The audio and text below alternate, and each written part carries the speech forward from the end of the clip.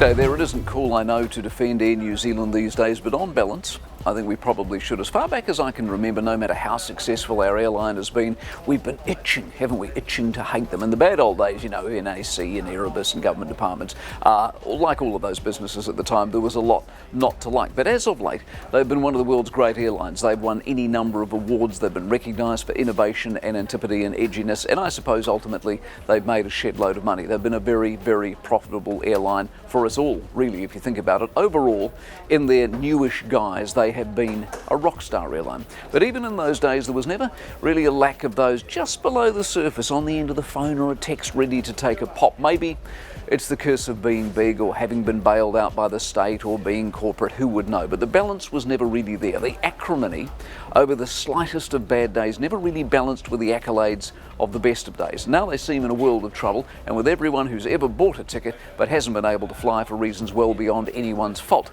The credit v refund scandal of 2020 is raging, and as far as I can work out, there can be no winners, because essentially no one really is in the wrong. To be fair, the airline has communicated appallingly. The new CEO, Greg Foran, was nowhere to be seen for weeks on end until we called him out on the radio Friday morning, and almost as if by magic, that afternoon he appeared out of nowhere with a message of renewal and hope that would take about 800 days. But look at Jetstar, and this is what prompted all of this. Jetstar could not run for the hills as soon as trouble hit. Then they came back with some tempting offers for cheap seats and then promptly cancelled the services. Now that we're in level 1, guess who's back? That is called being a fair weather friend. That's a fly-by-nighter, no pun intended. That's a company here for the good times, not the long haul. Air New Zealand has gone nowhere. They can't go anywhere. They have a responsibility to this country, and as a result have to run their operation in a different way to others. They don't get to pick and choose, come and go. They are here through thick and thin, and that counts for something.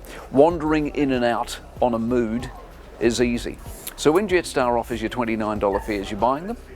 And if you are, what happened to supporting local, eh? Oh, the big catch cry of lockdown. We're all going to support local. On balance, we are lucky to have Air New Zealand. Your refund?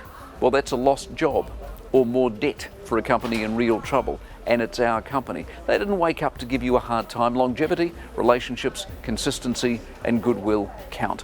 No, they are not perfect, but on balance, they don't deserve the bagging they're currently getting either.